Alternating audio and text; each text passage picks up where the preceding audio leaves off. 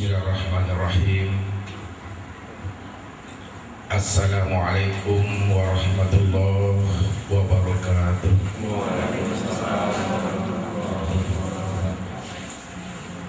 Alhamdulillah. Alhamdulillahi wahda sadaqa wa'da wa nasara abda wa a'azza jundahu wa hazamal ahzaba wahda. Ashhadu an la ilaha illallah wahdahu la syarika lah wa ashhadu anna Muhammadan abduhu wa rasuluhu la nabiyya ba'da. Wa qala Allah ta'ala fil Qur'anil Karim, a'udzu billahi minasy syaithanir rajim, bismillahirrahmanirrahim.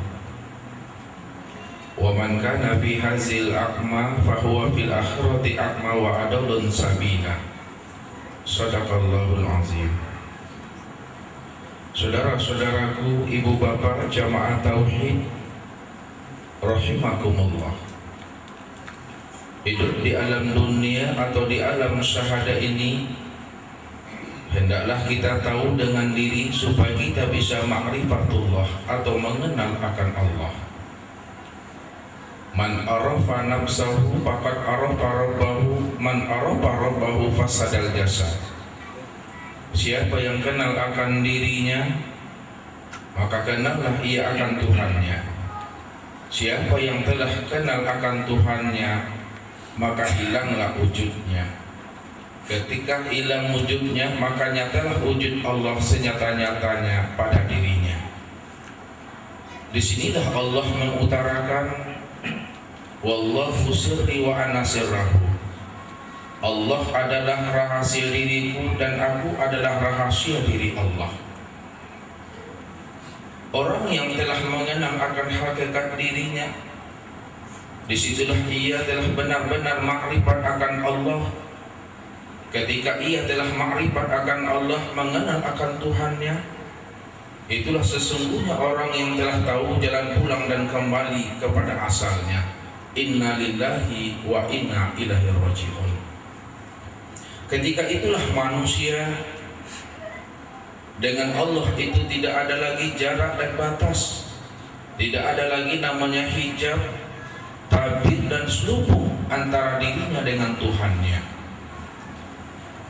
Apabila ada sebahagian manusia hamba Allah ini, karena ia tidak mengenal akan hakikat dirinya, lalu ia tidak mengenal akan Rabb Tuhan yang menciptakan alam dan menjadikan dirinya, ia mengatakan antara dirinya dengan Allah itu ada jarak, ada hijab, ada selubung dan tabir antara dirinya dengan Allah. Sesungguhnya yang menjadi jarak dan tabir itu adalah hatinya yang ada di dalam dada.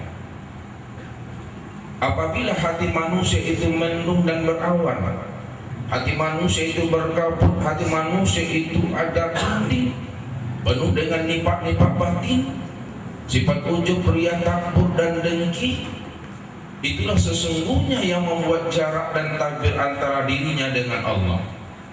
Sedangkan Allah itu amat dekat dengan diri kita, bahkan lebih dekat daripada urat nadi kita. Disinilah seorang sahabat pernah bertanya kepada Rasul Sallallahu Alaihi Wasallam tentang keberadaan Allah. Wahai Rasulullah, apakah Allah itu jauh dari diri kita atau Allah itu dekat dengan diri kita? Karena Rasulullah Sallallahu Alaihi Wasallam tidak bisa menjawab dengan nafsu akal pikirnya, mesti berdasarkan hidayah dan petunjuk Allah. Wa ma tasyauna illa ayyasa Allahu rabbul alamin. Sesungguhnya Allah itu tidak bisa berbuat dan berkehendak menurut hawa nafsunya. Akan tetapi Rasulullah itu dapat berbuat, berkehendak dan menjawab segala sesuatu itu berdasarkan kehendak dan keinginan Allah Subhanahu wa ta'ala sebagai Rabbul Alamin. Disinilah Allah menjawab pertanyaan sahabat tentang keberadaan Tuhan yang Allah wahyukan ke dalam hati Rasul. Makanya Rasul di dalam Al-Quran surah An-Najm ini dijelaskan oleh Allah Wa ma yantiqu 'anil hawa in huwa illa wahyu yuha. Tidaklah Nabi itu berbicara dan berucap menurut akal pikir dan hawa nafsunya, melainkan wahyu yang diwahyukan ke dalam hatinya. Ketika Allah telah mengutarakan tentang dirinya kepada Rasul, disitulah Rasulullah bisa menjawab pertanyaan sahabat. Wa idza sa'alaka ibadi fa inni qarib. Wahai Muhammad, apabila mereka bertanya tentang aku, maka jawablah, hai Muhammad, sesungguhnya aku itu adalah dekat. Dekat bagaimana Allah itu dengan diri kita? Lalu ditegaskan oleh Allah kembali, wa nahnu aqrabu ilaihi min hablil warid. Dekatnya aku, kata Allah, lebih dekat daripada urat nadimu, lebih dekat daripada urat kudumu, lebih dekat daripada napasmu. Ketika kita telah merasakan dekatnya Allah, lebih dekat daripada urat kudu dan nadi kita, disitulah kita bisa memahami innallaha ma'ana, Allah senantiasa bersama kita. Walillahil masyriq wal maghrib fa innama tuwallu fasamma wajhuhu. Barat dan timur ini aku yang punya, kata Allah. Kemanapun kamu hadapkan wajahmu, kamu hadapkan hatimu dan jiwamu, ke barat, ke timur, utara dan selatan, di situ adalah aku, kata Allah. Ketika itulah kita mampu merasakan hidup bersama Allah. Wa huwa ma'akum aina ma kuntum. Allah senantiasa bersama kita dimanapun kita berada. Ketika kita telah bisa menyikapi Allah bersama kita dimanapun kita berada, ini artinya setiap ibadah dan aktivitas yang kita perbuat, setiap ketaatan dan pekerjaan yang kita lakukan 24 jam ini, disinilah Allah senantiasa melihat apa yang kita lakukan dan mendengar apa yang kita ucapkan. Innani ma'akum asma' wa ara. Sesungguhnya aku senantiasa berserta dirimu, kata Allah, karena aku senantiasa zat yang maha mendengar apa yang terbetik dalam hatimu. Aku adalah zat yang senantiasa melihat apa yang kamu lakukan. Wa la ta'maluna min amalin illa kunna 'alaikum syuhuda. Tidaklah kamu melakukan sesuatu pekerjaan dan perbuatan, melainkan akulah yang menjadi saksi di saat perbuatan itu kamu perbuat. Allazi yaraka hina taqumu wa taqallubaka fi sajidin. Aku senantiasa menatap dan menilaimu di saat kamu berdiri di waktu sholat. Aku senantiasa menatap dan menilik dirimu di saat kamu dalam keadaan ruku, dalam keadaan iktidal, dalam keadaan sujud dan duduk. Aku senantiasa memperhatikan 24 jam. Wallahu ya'lamu ma fi qulubikum. Allah senantiasa memperhatikan gerak-gerik detak jantung dan napas kita. Tapi ingat, kata Allah, ala innahu bikulli syai'in muhit. Keberadaan aku itu adalah meliputi sekalian alam. Aku meliputi matahari, bintang, bulan dan bumi. Aku meliputi namanya manusia, malaikat, jin dan iblis. Aku meliputi api, air, angin dan tanah. Aku meliputi kulitmu, dagingmu, darahmu, hatimu, jantung, limpa, raku dan buah punggungmu. Tapi ingat, kata Allah, walaupun aku meliputi sekalian alam, aku bersifat laisa kamitslihi syai'un mukhalafatul lil hawadis lam yakul lahu kufuwan ahad. Jadi orang yang telah terbuka hijab, telah terbuka kasat di dalam hatinya untuk memandang akan keesaan Allah, meliputi sekalian alam ini, di sini ia telah benar-benar telah mampu menjadi tamu Allah dan kekasih Allah. Itulah orang yang hidup sempurna, mati pun sempurna, fid dunya hasanah wa fil akhirati hasanah. Ketika itulah manusia dalam hidupnya dibimbing dan dituntun oleh Allah, sehingga mereka tahu jalan pulang dan kembali kepadanya. Dari mana datangnya, kesitulah pulang dan kembalinya. Akan tetapi sebaliknya, Bapak Ibu, orang yang tidak mengenal akan Tuhan dalam hidup ini, tidak mengerti dia Rabb yang menciptakan alam, Rabb yang menjadikan dirinya. Itulah sesungguhnya yang dikatakan oleh Allah sebagai orang yang buta. Ini yang ditegaskan Allah dalam surat Bani Israil ayat 72. Wa man kana fi hazil a'ma fa huwa fil akhirati a'ma wa adalun sabila. Barang siapa yang hidup di alam dunia ini dalam keadaan buta, maka di akhirat Allah bangkitkan ia juga dalam keadaan buta dan tersesatlah jalannya. Buta yang bagaimana yang dimaksudkan Allah dalam surat Bani Israil ini? Apakah buta mata di kepala atau buta mata hati yang ada di dalam dada? Hal inilah yang ditegaskan oleh Allah dalam surah Al-Hajj ayat 46. Fa innaha la ta'mal absar walakin ta'mal qulub allati fi sudur. Sesungguhnya yang aku katakan buta itu, kata Allah, bukanlah buta mata di kepala, tapi buta mata hati yang ada di dalam dada. Kalau mata hati kita adalah buta mengenal akan Allah, siapa Rabb, siapa Tuhan yang menciptakan alam dan menjadikan diri kita, tidak tahu kita jalan pulang dan kembali kepada Allah, tidak sadar kita bahwa hidup akan pulang dan kembali kepada Allah. Inilah orang yang dikatakan oleh Allah sebagai orang yang buta. Orang yang buta itulah yang dikatakan orang yang tersesat, dan orang yang tersesat itulah tempatnya di neraka. Apa kata Allah? Innahu may yaqi rabbahu mujriman fa inna lahu jahannam la yamutu biha wa la yahya. Sesungguhnya orang-orang yang kembali kepadaku dalam membawa dosa dan maksiat, dia tidak mengenal akan aku, dia tidak tahu jalan pulang dan kembali kepada aku. Fa inna lahu jahannam, maka tempat pulang dan kembalinya adalah neraka jahanam. Di dalam neraka jahanam Allah utarakan keadaannya itu, kata Allah, la yamutu biha wa la yahya. Mereka tidak mati di dalamnya dan mereka juga tidak hidup di dalamnya, supaya mereka merasakan azab dan siksa yang mana waktu hidup di dunia mereka mendustakan dan membohongi ayat-ayat Allah yang telah disampaikan oleh para nabi dan para rasul serta auliyaillah. Wa may ya'tihi mu'minan qad amila shalihan faulaika lahum darajatul uliyah, kata Allah. Barang siapa yang kembali kepada aku dalam keadaan beriman dia, kemudian dia tetap istiqomah berbuat amal soleh dan amal kebaikan, faulaika lahum darajatul uliyah, maka kami angkat derajatnya pada makom yang tertinggi. Itulah namanya jannah, itulah yang dikatakan namanya surga. Jadi orang yang telah mengenal akan Allah dalam kehidupan ini, bahwa hidup di alam dunia ini penuh dengan sandiwara, permainan, dan sedahapura, bahwa syariat ini pada syariatnya penuh dengan ujian dan cobaan.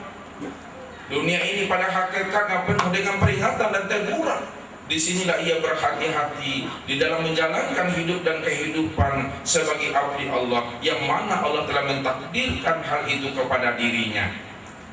Maka terbukalah rahasia kehidupan ini bagi dirinya, karena ia telah mengenal akan Rabb, ia telah mengenal akan Tuhannya. Liyabluwakum ayyukum ahsanu amala. Orang yang telah mengenal akan Tuhannya, Allah bukakan rahasia kehidupan ini, bahwa kehidupan yang kita jalani ini adalah sebagai tempat mengevaluasi dan melihat siapa yang paling baik imannya, siapa yang paling baik Islamnya, siapa yang paling baik tauhid dan ma'rifatnya. Itulah sesungguhnya orang yang benar-benar di dalam rahman dan rahimnya Allah, orang yang telah kenal akan dirinya. Disitulah ia senantiasa berkekalan kehambaan dirinya ke dalam diri zat Tuhannya.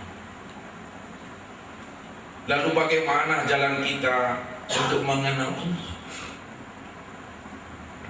Untuk mengenal Allah itu adalah mudah. Mengenal Allah itu gampang. Yang susah dan sulit itu adalah mengenal akan diri kita. Sebab siapa yang telah kenal akan dirinya, pasti ia mengenal akan Tuhannya. Siapa yang tidak mengenal akan dirinya, inilah yang dikatakan jahil murakkab, ia tidak tahu dengan dirinya dan tidak pula tahu dengan Tuhannya, bersusun dua kebodohan pada dirinya. Ketika itulah manusia hidup dalam kebimbangan dan keraguan-raguan. Bagaimana ia akan mendapatkan rahman dan rahimnya Allah? Bagaimana ia akan mendapatkan tuntunan dan bimbingan Allah? Sementara dia tidak mengenal Tuhan yang mereka ibadati, tidak mengenal Tuhan yang mereka sembah. Kalaupun mereka mengenal Allah hanya sebatas mengenal huruf dan tulisan, ini yang disampaikan oleh Allah yang mesti kita pahami dalam kehidupan ini. Wa minan nasi may ya'budullaha ala harfin. Ada sebagian hambaku, kata Allah, dia menyembahku, dia mengenal aku, kata Allah, tapi sayang dia mengenal aku hanya sebatas mengenal huruf dan tulisan. Allah itu bukanlah berwujud tulisan dan kata-kata. Allah bukanlah berwujud asma dan lafaz. Kalau Allah itu berwujud tulisan, asma dan kata-kata menurut kita, lalu ketika kita takbiratul ihram di dalam sholat, yang kita bayangkan adalah tulisan Allah, lafaz Allah dan asma Allah, ini namanya orang yang telah mempertuhankan huruf dan tulisan. Ini yang dikatakan namanya syirik. Wa ma lahu bihi min ilmi iyattabi'una illa zanna wa inna zanna la yughni 'anil haqqi syai'a. Mereka belum mengenal aku dengan pengenalan yang sesungguhnya, kata Allah, melainkan hanya dengan jalan menduga-duga saja. Sementara dugaan mereka yang ia sangka Allah sebagai wujud yang berbentuk tulisan dan asma tidak memberikan faedah buat dirinya. Apa sebabnya, kata Allah? Ma qadarallahu haqqa qadrihi, karena mereka belum mengenal aku dengan pengenalan yang sesungguhnya. Ma ta'buduna min dunihi ilal asma'a samaitumuhum antum wa aba'ukum. Mereka tidak menyembah selain Allah kecuali hanya menyembah asmanya saja. Itu yang mereka lakukan turun-menurun tanpa berilmu sedikit pun. Kalau itulah yang mereka pahami dalam kehidupan ini, Allah berikan ia umur dan usia yang panjang, maka selama itulah ia berada dalam kemurkaan Allah. Selama itulah ia berada di dalam kesesatan, ia tidak tahu jalan pulang dan kembali kepada Allah. Karena Allah telah mencap dan menyatakan ke dalam hati mereka sebagai orang-orang yang summum bukmun umyum fahum la yarji'un. Itulah orang yang tuli, orang yang bisu dan buta, mereka tidak tahu jalan pulang dan kembali kepadanya. Maka ibu bapak jamaah tauhid rahimakumullah, sebelum kehidupan kita ini berakhir, sebelum masa jatuh tempo kita ini habis di alam dunia dan di alam syahadah ini, marilah kita sama-sama kita khatamkan ilmu tauhid ini, kita tamatkan ilmu tauhid ini sebelum masa kehidupan kita di alam dunia ini berakhir, yaitu dengan jalan mari kita sama-sama bermakrifatullah, sama-sama kita mengenal akan Allah. Disitulah kita senantiasa berada di dalam bimbingan dan tuntunan Allah Subhanahu wa ta'ala. Maka Bapak Ibu yang dimuliakan Allah, jadi Allah di dalam firman-Nya, Allah menegaskan al-insanu sirri.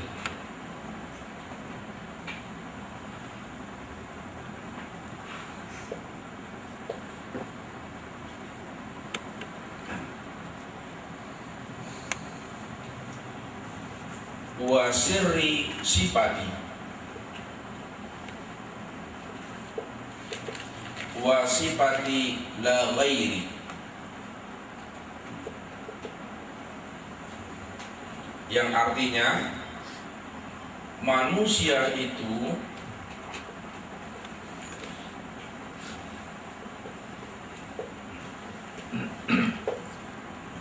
adalah rahasiaku, kata Allah.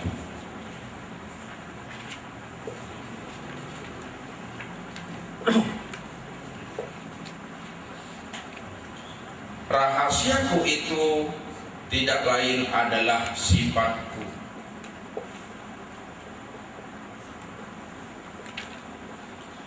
Sifatku itu tidak lain adalah aku, kata Allah. Jadi orang yang telah mengenal akan rahasia dirinya, taulah dia bahwa rahasia dirinya itu tidak lain adalah sifat Allah itu sendiri. Sifat Allah itu sendiri tidak lain adalah diri Allah itu sendiri. Disinilah Allah mengutarakan dengan tegas, wallahu sirri wa ana sirrahu. Allah adalah rahasia diriku dan aku adalah rahasia Allah. Siapa yang kenal dengan rahasia dirinya, maka kenallah ia akan Allah, karena Allah itulah yang menjadi akan rahasia dirinya. Kalau kita telah memahami akan rahasia Allah itu ada pada diri kita, ini yang dikatakan namanya al-abid wal ma'bud wahid. Yang menyembah dan yang disembah pada hakikatnya adalah satu. Itulah makna la maujud illallah. Tidak ada lagi yang maujud yang nyata dalam kehidupan ini. Inilah nyatanya maujudnya Allah subhanahu wa ta'ala yang bersifat laisa kamisli syai'un mukhalafatul lil khawadis lam yakul lahu kufuwan ahad. Lalu setelah kita mengenal akan rahasia Allah itu ada pada diri kita, itu yang dikatakan nama sifatnya. Lalu mana sifat Allah yang menjadi rahasia diri kita ini? Sifat Allah yang menjadi rahasia diri kita itu ada pada diri kita sebanyak 20 sifat yang dipertaruhkan kepada Bapak Ibu, kepada saya itu 20 sifat. Sebenarnya sifat Allah itu tidak terhingga dan tidak terbatas. Kalau kita ingin membaca sifat Allah yang tidak terhingga dan tidak terbatas itu, kenalah sifat 20 yang ada pada diri kita, maka paham dan mengertilah kita bahwa semua sifat yang tidak terbatas itu terhimpun dia ke dalam sifat 20 itu. Disinilah letak kesempurnaannya. Mana sifat 20 yang ada pada diri kita yang menjadi akan rahasia Allah pada diri kita.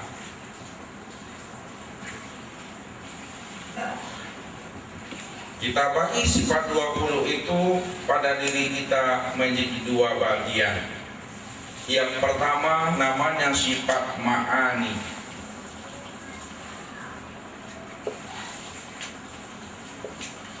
Sifat ma'ani ini yang disebut namanya sifat yang zahir bagi Allah. Sifat yang zahir bagi Allah itu diamanahkan, dipertaruhkan kepada anggota tubuh.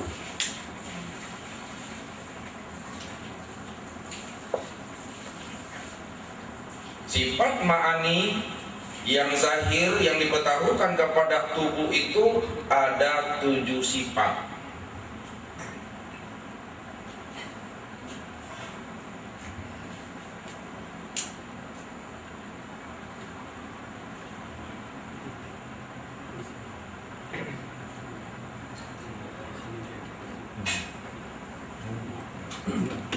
Yang kedua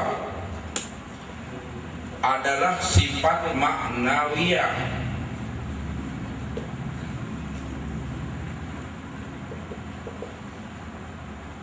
Sifat maknawiyah adalah sifat yang batin.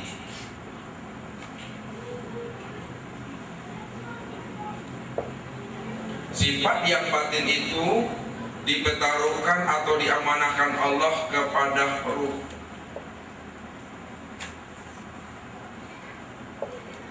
Juga ada 7.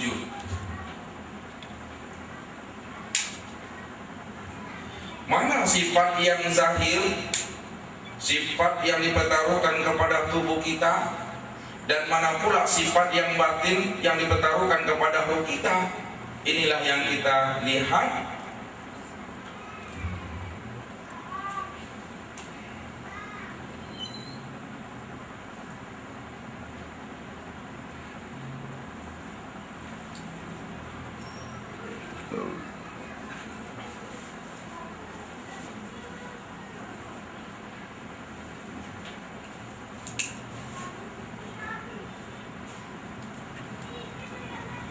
Yang pertama adalah sifat sama.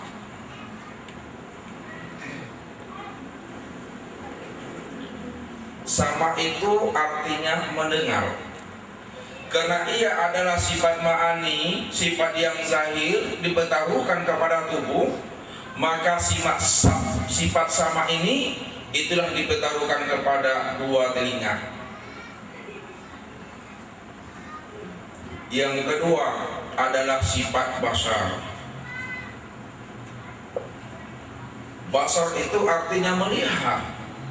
Karena ia adalah sifat yang zahir yang diberitahukan kepada tubuh, maka kelihatanlah sifat basar itu kepada kedua mata. Dan yang ketiga adalah sifat kalam.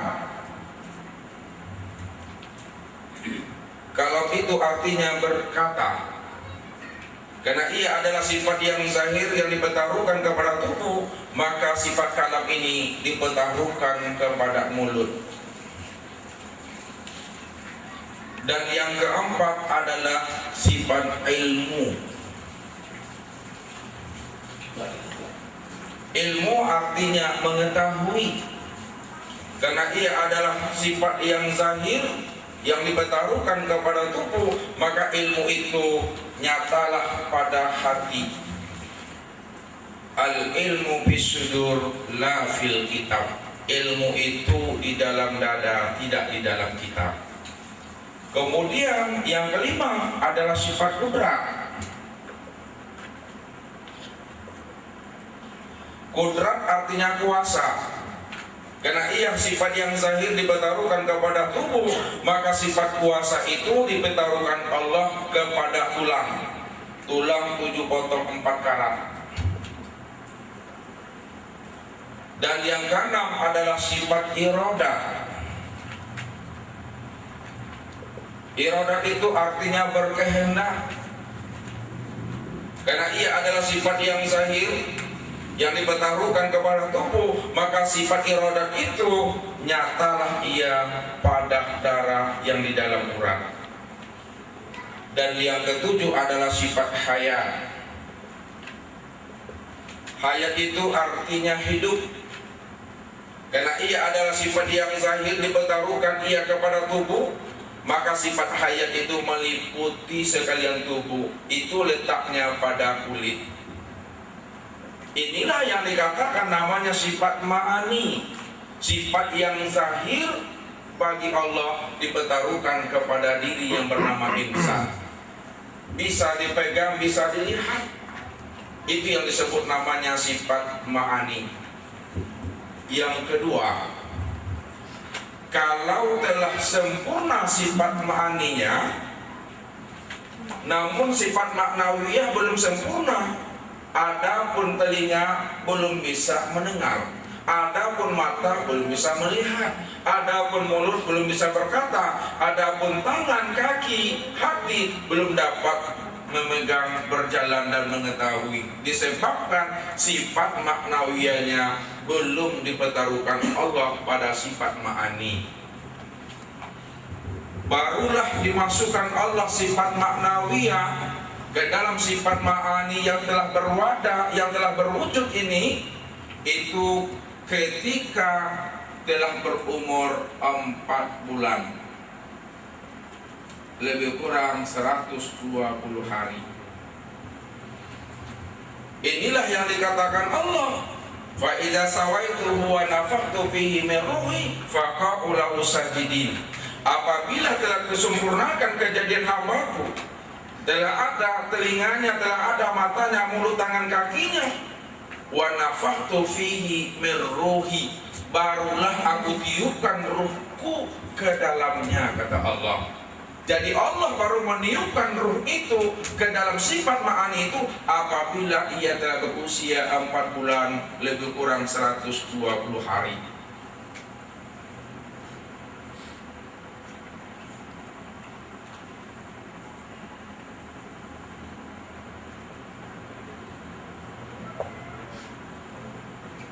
Karena sifat maknawiyah itu, sifat yang batin dipertaruhkan ruh, maka ruh inilah yang membawa sifat yang batin itu sendiri sama menjadi samiun,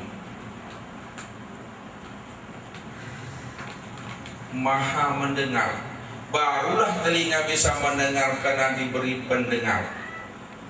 Basar menjadi basirun, maha melihat. Barulah bisa mata melihat karena diberi penglihat. Kalam menjadi mutakalimun,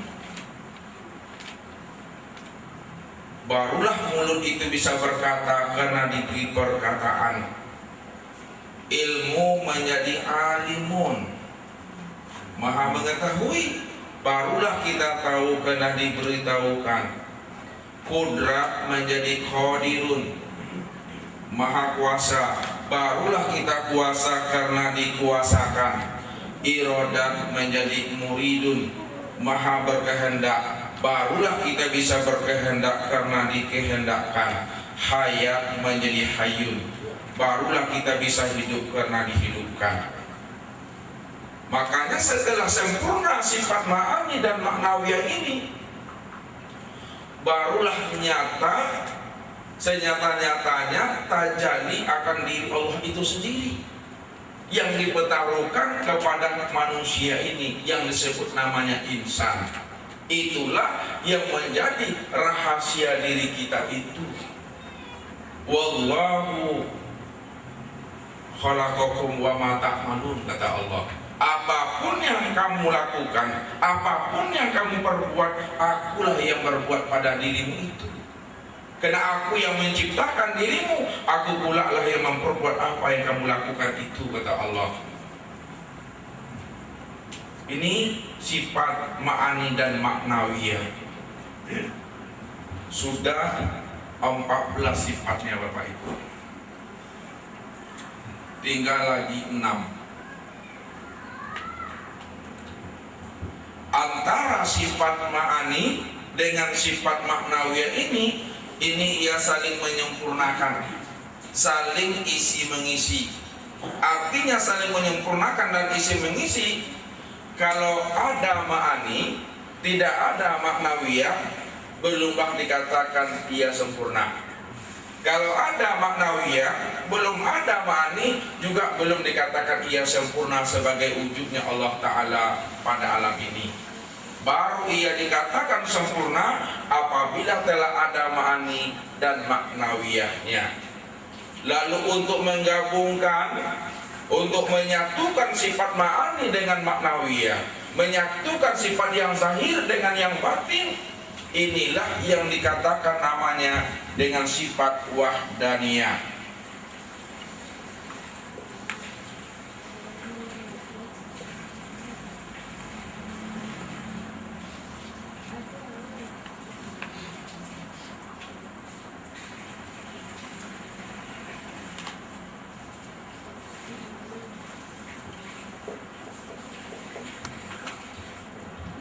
Jadi untuk menyatukan sifat ma'ani dengan ma'nawiyah disebutlah sifat wahdaniyah.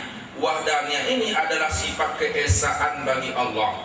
Esa zatnya, esa sifatnya, esa asmanya, dan esa af'alnya. Sudah 15 hal. Tinggal lagi 5.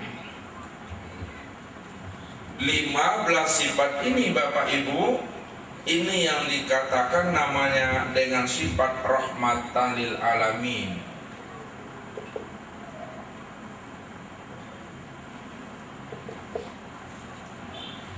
Kenapa ia dikatakan sifat rahmatan lil alamin? Sifat yang membawa rahmat kepada seluruh alam, karena ini adalah sifat Allah semuanya. Disitulah letaknya Allah itu menciptakan sesuatu itu dengan rahman rahimnya. Segala sesuatu ini tercipta dan terjadi, itu sebenarnya tajalli daripada nur zatnya sendiri. Itulah dikatakan rahmatan lil alamin, bahwa Allah itu nurus samawati wal ard. Nurnya Allah itu adalah langit dan bumi. Kalau kita sudah memahami dan menyadari bahwa pada diri kita ini ada sifat Allah yang membawakan rahmatan lil alamin, ini artinya kalau kita mendengar betul-betul ia menjadi rahmat. Kalau ia melihat juga benar-benar menjadi rahmat. Kalau ia berkata juga benar-benar menjadi rahmat. Kalau ia memegang juga menjadi rahmat. Kalau ia melangkah juga menjadi rahmat. Kalau dia diam, diamnya juga membawa rahmat dia. Jadi kalau semuanya telah menjadi rahmat dalam kehidupan kita ini, mulai dari mata, telinga, tangan, kaki, dengan siapapun kita berhadapan, itu semuanya menjadi rahmatan lil alamin. Kita bisa menjadi pelita bagi kehidupan orang, baik di dalam rumah tangga, di dalam jiran dan tetangga, apalagi umat, masyarakat, bangsa dan negara ini. Inilah yang dikatakan manusia yang tahu dengan hakikat dirinya. Ini yang disebut namanya insan Rabbani Kalifatullah. Orang yang benar-benar menjadi wakil Allah di muka bumi untuk menyampaikan dan mengenalkan Allah kepada hamba yang belum mengenal akan Tuhannya. Ini yang rahmatan lil alamin. 15 sifat ini dia bergantung kepada sifat yang 5. Itu yang disebut namanya sifat bagi zat.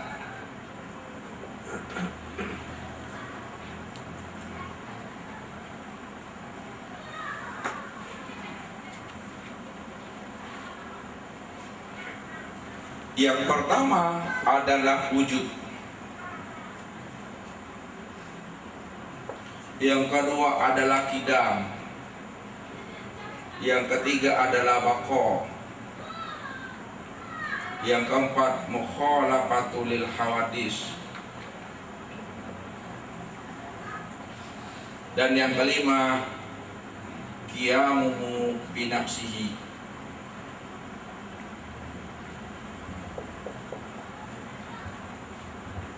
Kalau tidak ada 5 sifat zat ini pada diri insan itu, maka tidak adalah yang 15 sifat yang menjadi rahmatan lil alamin itu. Jadi yang 15 sifat ini bergantung ia, bersandar ia kepada sifat zat. Itulah wujud. Wujud itu artinya ada. Adanya Allah itu bukan diadakan, tapi ia ada dengan sendirinya. Maka disitulah Allah itu wajib al-wujud, wajib ada, bersifat 20 sifat. Yang kedua qidam. Adanya Allah itu dahulu, adanya Allah itu sedia. Artinya tidak ada yang mengawali Allah. Karena tidak ada yang mengawali Allah, maka sifat wujud itu adalah baqa dia. Adanya itu adalah kekal. Adanya itu tidak ada yang membinasakan dan tidak ada yang mematikan. Karena tidak ada yang membinasakan dan mematikan wujud Allah Ta'ala itu, maka disitulah ia bersifat mukhalafatul lil hawadis. Ia berbeda dengan sekalian alam, berbeda dengan makhluk. Laisa kamisli syai'un mukhalafatul lil hawadis. Walaupun Allah itu mendengar dan melihat, tetapi jangan kita persamakan Allah itu mendengar dan melihat sama dengan mendengar dan melihatnya kita. Kalau kita melihat dan mendengar itu terbatas, akan tetapi Allah melihat dan mendengar tidak terbatas. Ala innahu bikulli syai'in muhit. Allah melihat tidak butuh mata, dan Allah mendengar tidak butuh telinga. Itulah Allah yang bersifat mukhalafatul lil hawadis. Dan yang terakhir, wujud Allah itu itulah bersifat qiyamuhu bi nafsihi. Ia berdiri dengan sendirinya. Allah tidak butuh kompromi, Allah tidak butuh kawan. Ia berdiri dengan sendirinya. Kelima sifat itu letaknya adalah pada qalbi ini. Kelima sifat itu ada di dalam qalbi. Qulubul mu'min baitullah. Hati hamba yang mukmin itulah tempat wujudnya Allah Ta'ala pada dirimu. Disitulah kamu bisa memahami dan merasakan bahwa aku itu lebih dekat dengan dirimu. Kalau tidak wujud Allah Ta'ala pada diri kita, tidak bisa kita mendengar. Kalau tidak wujud Allah Ta'ala pada diri kita, tidak bisa kita melihat. Kalau tidak wujud Allah Ta'ala pada diri kita, tidak bisa kita berkata. Itu semuanya terjadi, bisa melihat, mendengar, berkata, memegang, melangkah. Itu semuanya karena wujudnya Allah Ta'ala yang bersifat laisa kamitslihi syai'un mukhalafatul lil hawadis. Jadi kalau kita telah memahami akan rahasia diri kita tadi, maka sadarlah kita Bapak Ibu, keluarlah suatu kalimat dan lisan pada mulut kita itu dengan ungkapan la haula wala quwata illa billah.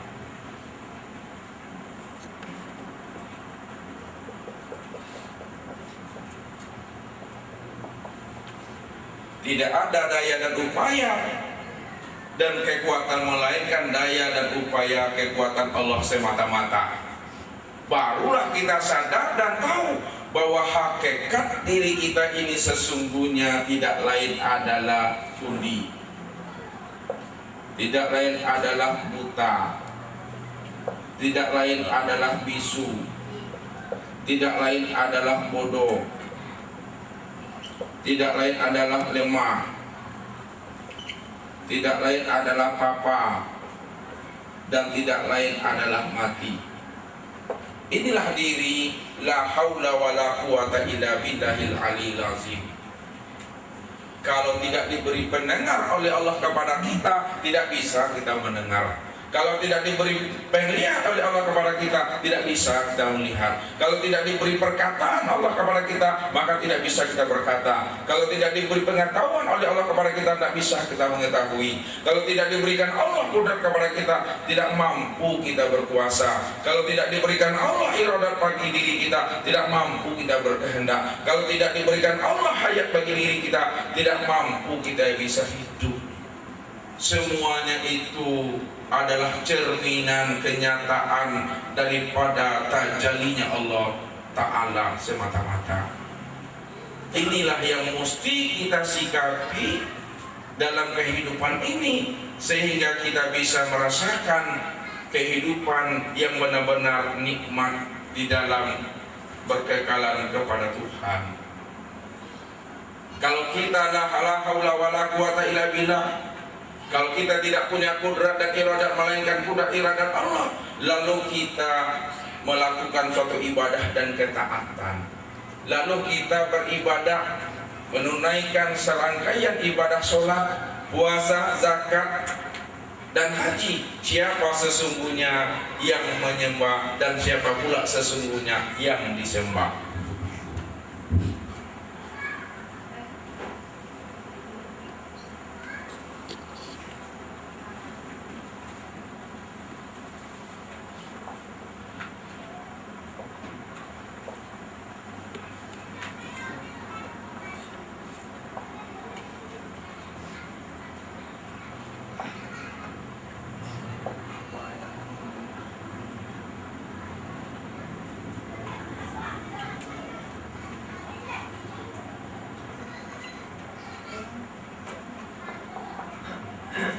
Tentu kita bertanya, kalau kita sholat, siapa yang menyembah, siapa pula yang disembah, dan apa pula buat persembahan? Sebab diri kita la haula wala quwata illa billah.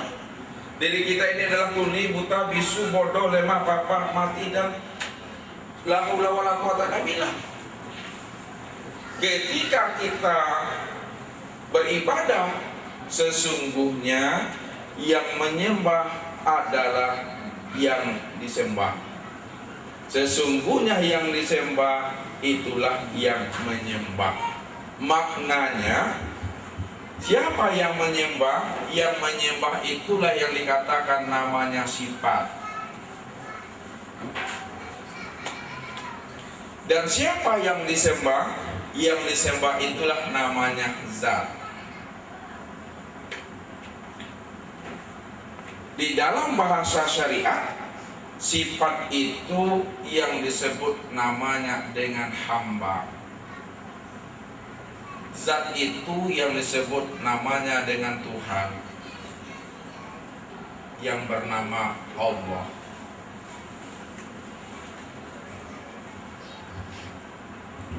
Jadi sifat yang menyembah kepada zat.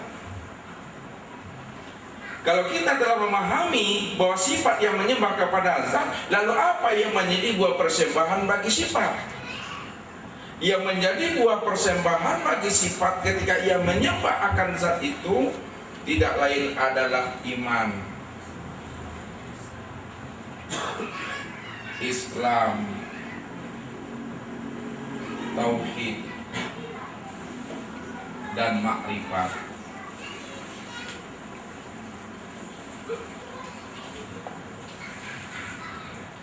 Itulah sebagai isi buah persembahan kita, iman, Islam, tauhid, dan makrifat. Jadi tidak ada lain lagi selain daripada Allah Ta'ala itu sendiri. Kenapa tidak ada yang lain lagi selain Allah Ta'ala itu sendiri? Karena antara zat dengan sifat, sifat dengan zat, ia bercerai tidak, bersekutu pun tidak. Sifat meliputi zat dan zat juga meliputi sifat. Kalau tidak ada zat, tidak ada sifat. Sifat itu ada karena tajalli daripada diri zat itu sendiri. Sesungguhnya yang menyembah itu tidak lain adalah Allah itu sendiri. Allah itu yang memuji dirinya sendiri. Inilah yang dikatakan namanya dari Allah, bagi Allah, dan untuk Allah.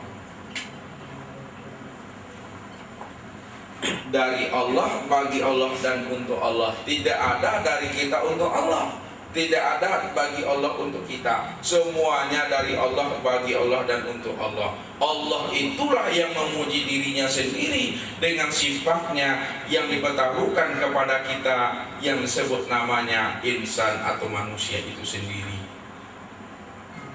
Al-insanu sirri wa ana sirrahu. Dirimu itu adalah rahasia aku, dan dirikulah yang menjadi rahasia dirimu. Jadi tidak ada lagi batas hijab antara kita dengan Allah, karena Allah itulah yang berkaca dengan dirinya sendiri. Allah itulah yang bertajalli dengan dirinya sendiri. Dialah yang memuji, dia pula lah yang dipuji. Dia yang dipuji, dia pula yang memuji sebenarnya. Itulah makna daripada la haula wala quwata illa billahil aliyil azim. Maka wujud yang zahir ini dari sifat ma'ani dan sifat maknawiyah, ini yang dikatakan namanya dengan wujud Adam. Wujud yang ini yang disebut namanya dengan wujud Adam.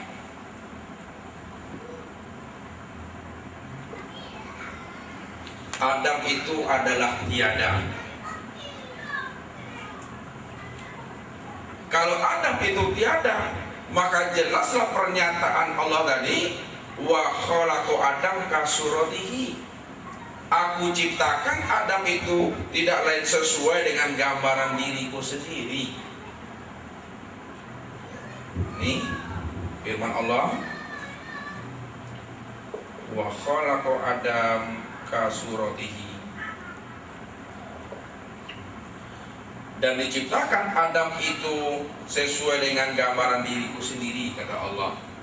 Maka jelaslah di sana Allah mengatakan, wallahu nafsiyun wa ana nafsahu wujudahu. Allah adalah diriku dan diriku adalah wujud daripada Allah. Anta ana anta. Dirimu adalah diriku dan diriku adalah dirimu itu. Itulah al-abid wal ma'bud wahid itu sesungguhnya. Ini yang dikatakan Adam. Jadi segala sesuatu yang kita lihat itu yang dikatakan namanya Adam tiada. Kalau iya tiada, kalau iya Adam, berarti wujud yang ada ini, inilah kenyataan daripada wujud ketiadaan itu. Itulah Allah Ta'ala tadi. Itulah gambaran daripada diri zat Tuhan yang laisa kamitslihi syai'un mukhalaqatul lil hawadis. Ini wujud Adam. Kalau itu wujud Adam, lalu apa batinnya? Batin daripada Adam ini,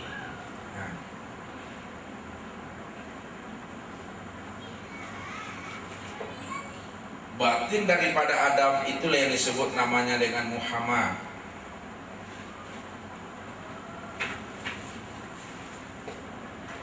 Muhammad itu artinya memuji.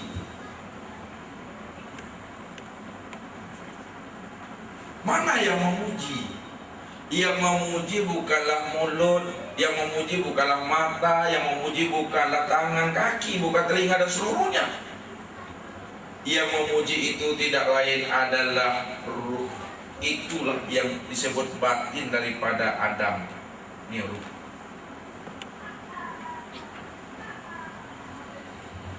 Kenapa ini yang dikatakan hakikatnya memuji? Kenapa ini tidak? Karena ini hakikatnya tuli, buta, bisu, bodoh, lemah, papa, mati. Dia bisa melihat dan mendengar karena ada ruh. Ruh inilah yang melihat, ruh itulah yang mendengar, ruh itulah yang berkata. Makanya batin daripada Adam dikatakanlah dia Muhammad. Inilah yang memuji sebenarnya. Lalu kalaulah batin Muhammad kita zahirkan dan Adam kita batinkan, maka zahir daripada Muhammad ini, ya, zahir daripada Adam ini, inilah yang disebut juga namanya Muhammad. Yang Adam ini kita batinkan, kemudian batin daripada Adam Muhammad dizahirkan, maka zahir daripada Adam itu yang disebut namanya Muhammad. Yang Adam dia tiada.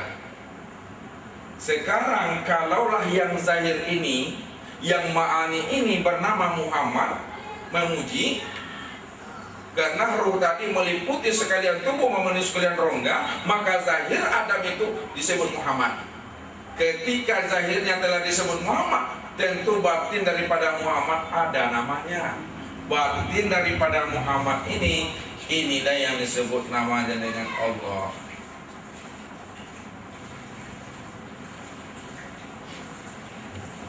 Batin daripada Muhammad itulah Allah. Sekarang Muhammad kita batinkan dan batin Muhammad kita zahirkan dia. Ketika diri Muhammad ini yang zahir kita batinkan dan batin daripada Muhammad ini kita zahirkan, maka inilah wujud daripada Allah Ta'ala itu. Yang laisa kamitslihi syai'un mukhalaqatul lil hawadis lam yakul lahu kufuwan ahad. Itulah maksudnya dari Allah, bagi Allah dan untuk Allah. Tidak ada lain lagi yang mewujud melainkan mewujudnya Allah Ta'ala. Barulah dapat kita menjawabnya bahwa manusia itu adalah rahasiaku, Allah. Kunya itu Allah itu. Rahasiaku itu tidak adalah sifatku.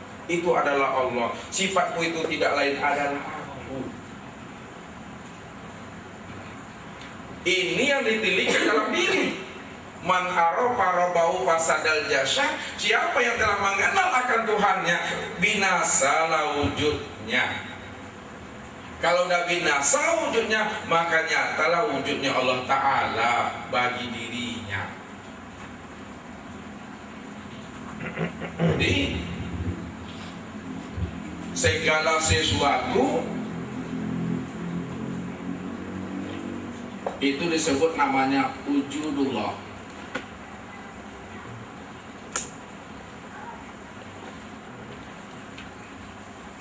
Segala sesuatu bernama wujudullah.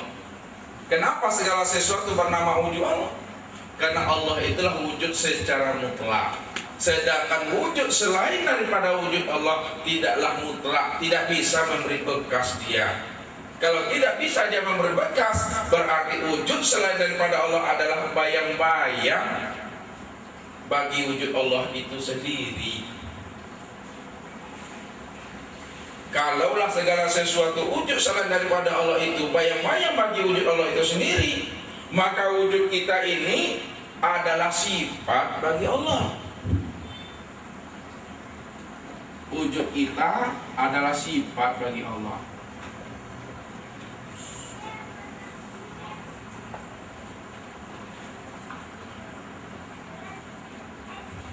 Kalau wujud Bapak Ibu adalah sifat bagi Allah, maka fanakan, nafikanlah sifat kita ke dalam sifatnya Allah. Maka nyatalah Allah itu yang mendengar. Nafikanlah sifat kita ke dalam sifatnya Allah, maka nyatalah Allah itu yang melihat, nyatalah Allah itu yang berkata. Disinilah letaknya Allah mengatakan, la yatakallamuna illa man azina lahu rahmanu wa qawwa sawaba. Tidaklah kamu berkata tentang sesuatu perkataan, melainkan akulah yang berkata di saat kamu berkata tentang sesuatu perkataan itu, kata Allah. Tidak lain daripada aku sendiri. Akulah yang melihat pada penglihatanmu, aku yang mendengar pada pendengaranmu, aku yang memegang pada tanganmu, aku yang mengetahui pada hatimu, aku yang melangkah pada kakimu. Semuanya itu adalah wujudnya Allah Ta'ala semata-mata. Ketika itulah kita telah lepas namanya daripada kesyirikan.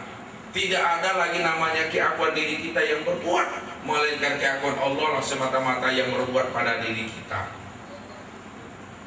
Kalau masih ada sebesar zarah pun keakuan kita yang merasa yang memandang, mendengar, berbicara, memegang, melangkah, bahkan kita yang merasa diri kita yang menyembah, itu yang dikatakan Nabi, wujuduka zanbun, adanya wujudmu itu adalah dosa.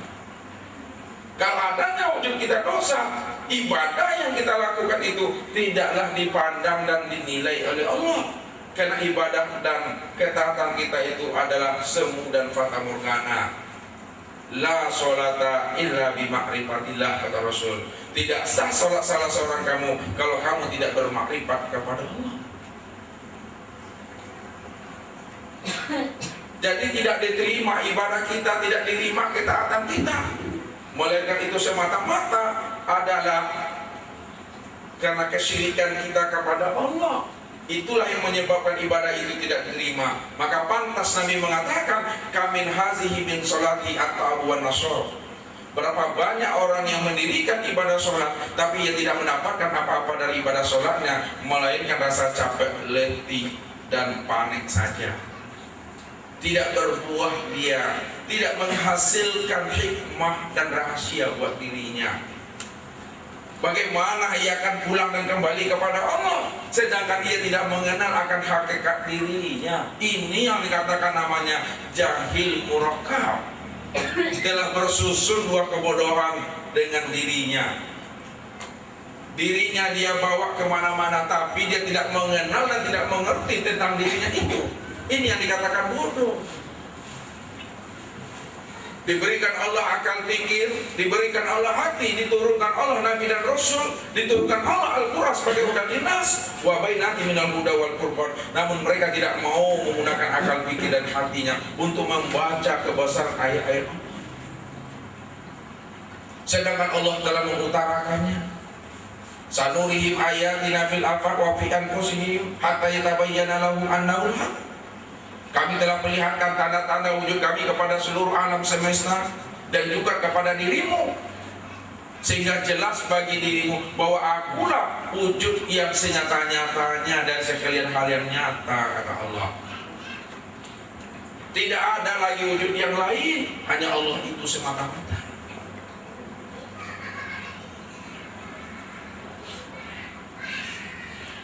Kalau ini yang telah kita pahami, di dalam memahami akan rahasia diri, inilah diri yang selamat namanya Bapak Ibu. Hidup jaya mati sempurna sebutannya. Hidup jaya, dia telah bermakrifatullah. Sempurna matinya, ia tahu jalan pulang dan kembali kepada Tuhannya. Dari mana datangnya, kemana pulang dan kembalinya, tahu dia. Kalau dah tahu dia pulang kembali, perjalanan kehidupan yang nanti, maka kehidupan yang ia jalani penuh dengan kesabaran dan keikhlasan, penuh dengan kepasrahan dan ketawakalan tadi. Dia hidup menjalani kehidupan ini seperti air mengalir. Hidup tidak sungsang lagi. Bagaimana hidup menurut kehendak dan maunya Allah? Lebih banyak sami'na wa ata'nanya, lebih banyak tingkah laku perbuatannya tunduk dan patuh di hadapan Allah ketimbang ucapan dan omongannya. Jadi orang yang bermakrifat, orang yang telah mengenal akan dirinya, makin makrifat dia, makin nampak kelihatan tunduk dan patuh hati dan jiwanya. Kurang makrifat pengenalan dirinya kepada Allah, kurang pula kelihatan tunduk dan patuh hati dan jiwanya. Tidak bermakrifat seseorang, tidak mengenal seseorang akan Tuhannya, maka tidak kelihatan hati dan jiwanya tunduk dan patuh kepada Rabbnya tadi. Inilah orang yang rugi, orang yang tuli, bisu dan buta, orang yang tidak tahu jalan pulang dan kembali kepada Allah.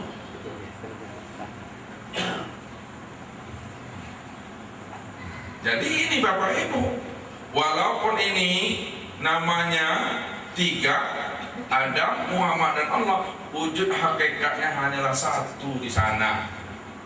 Ya, wujud hakikatnya adalah satu. Adam, Muhammad, Allah, wujudnya adalah satu. Inilah yang mesti dipahami, suhudul kasra fil wahdah. Pandanglah yang banyak, kelihatanlah yang satu. Bahwa segala sesuatu yang banyak ini, sifat itu menunjukkan dari yang satu itulah terjadinya segala sesuatu itu. Kalau tidak ada yang satu itu, yang tunggal itu, yang bernama Allah, tidak akan zahir namanya sifat. Jadi yang banyak itu muncul karena adanya yang satu, itulah zat Allah Ta'ala tadi. Dialah wujud secara mutlak adanya. Kullu syai'in halikun illa wajhahu. Itu dia kata Allah.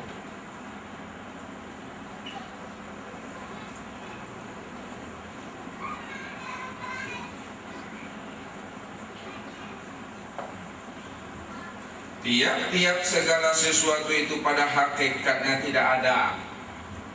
Hakikatnya binasa, hakikatnya mati, hakikatnya bayang-bayang, tidak memberi bekas. Illa wajahu, yang nyata yang memberi bekas adalah zat Allah Ta'ala. Tidak ada yang memberi bekas selain pada Allah. Maka inilah kenyataan, inilah pancaran, inilah percikan, inilah bagian, inilah namanya tajalli daripada nur zat Tuhan itu sendiri. Jadi kalau kita sudah memahami akan hal itu, ini yang dikatakan orang yang telah makrifat, orang yang telah mengenal akan zat Tuhannya, orang yang telah mengenal akan wujud dirinya. Dan kenal dia akan wujud zat Tuhannya, itu makrifat namanya. Telah kenal dia akan wujud akan dirinya, siapa rahasia dirinya, itu juga makrifat namanya. Dalam bahasa tauhid yang biar halus, itu disebut namanya kasyaf. Telah terbuka tirai, telah terbuka selubung di dalam hatinya untuk memandang akan keesaan Allah meliputi sekalian alam ini. Dialah yang awal, dialah yang akhir, dialah yang zahir, dialah yang batin. Wal awalu wal akhir wal zahir wal batin. Dialah Allah yang awal, dia Allah yang akhir, dia Allah yang zahir, dia Allah yang batin. Maksudnya awalnya Allah, akhirnya Allah, zahirnya Allah, batinnya Allah. Wallahu khalaqakum wa ma ta'malun. Nah, ini pernyataan Allah.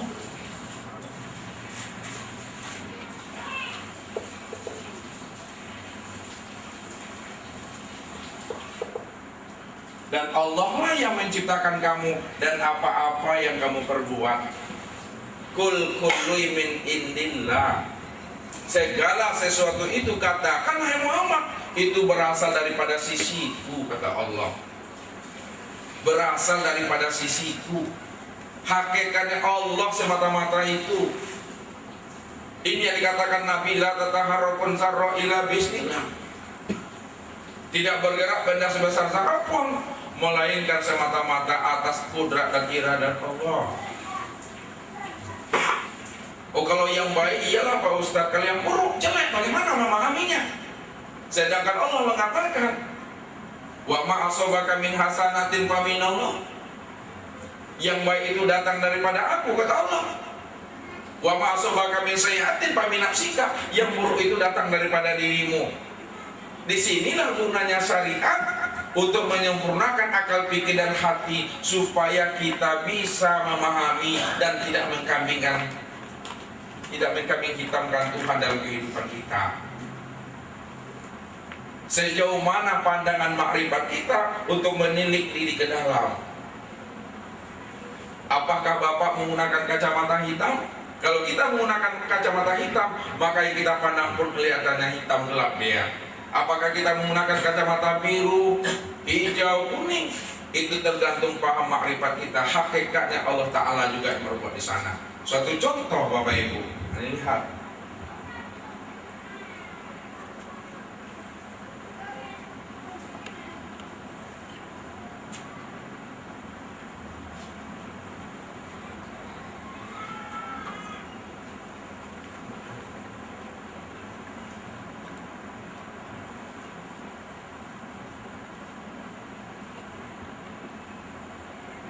Kita lihat,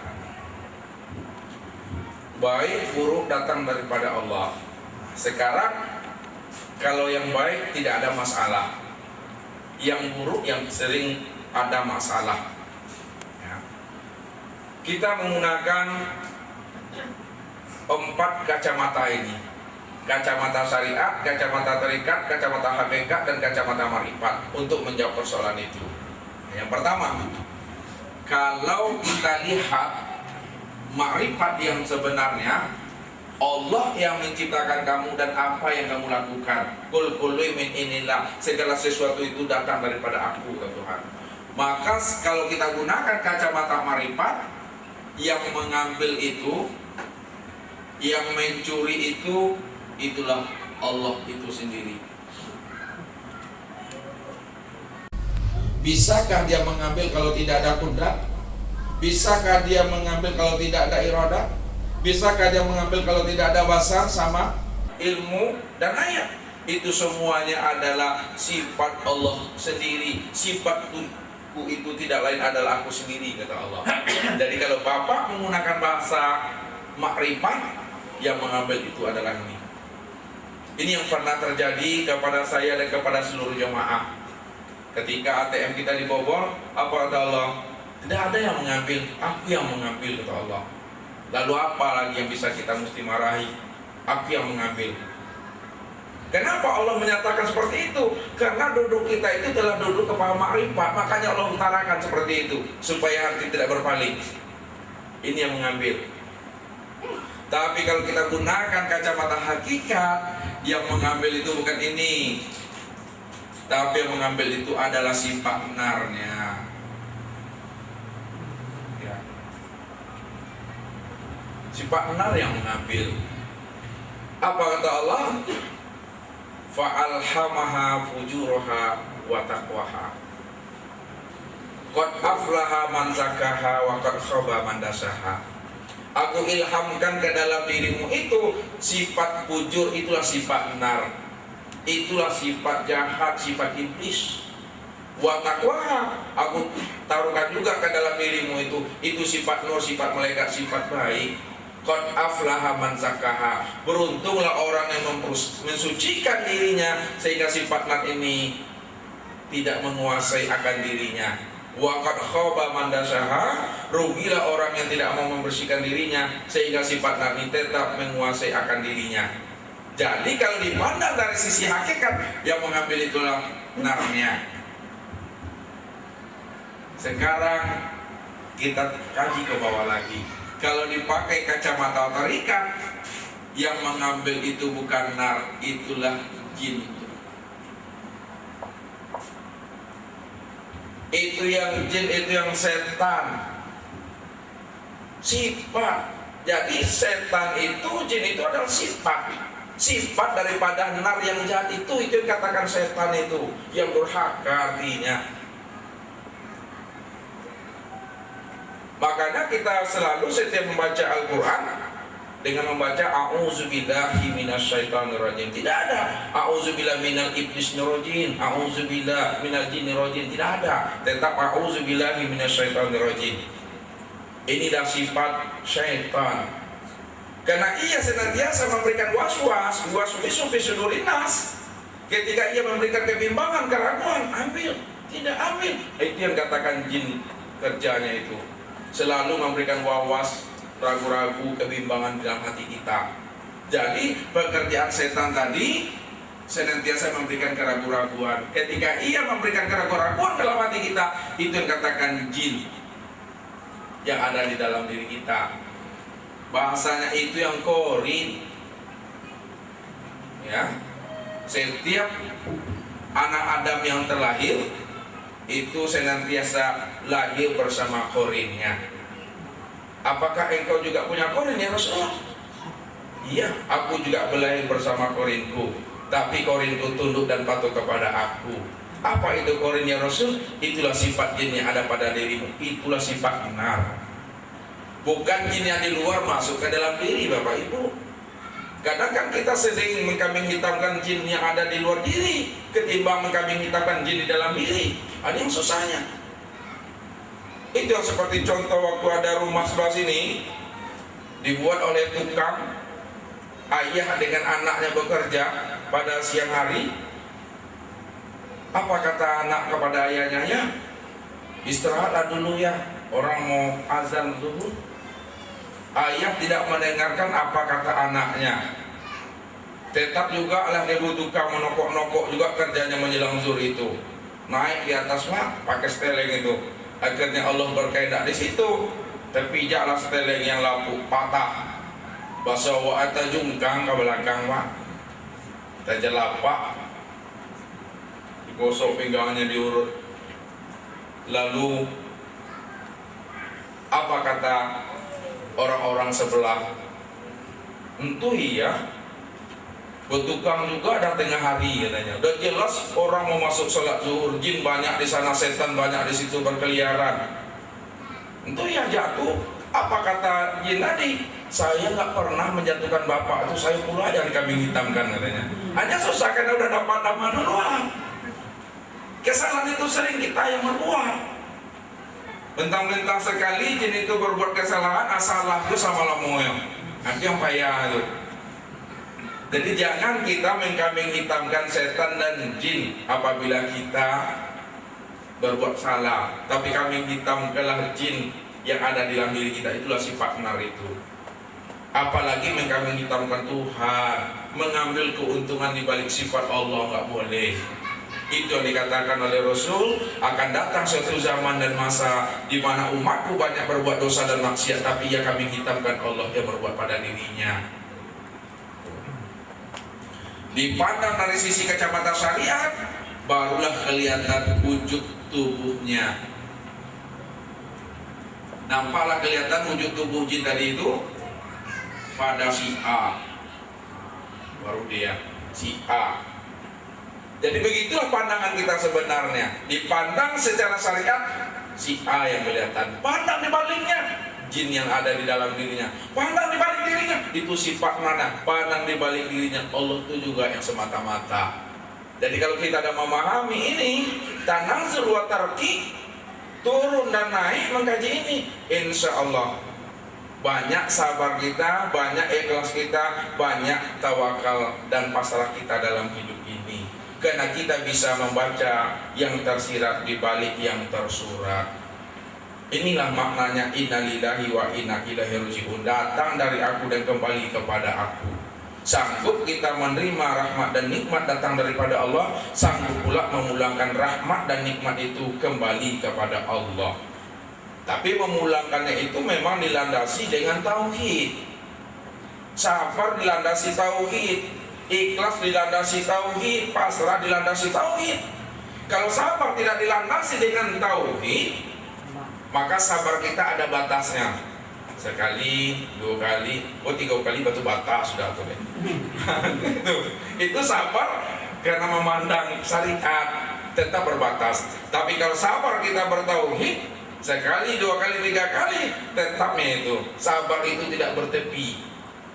Kenapa sabar tidak bertepi? Nggak ada batas. Karena sabar itu adalah anugerah Allah.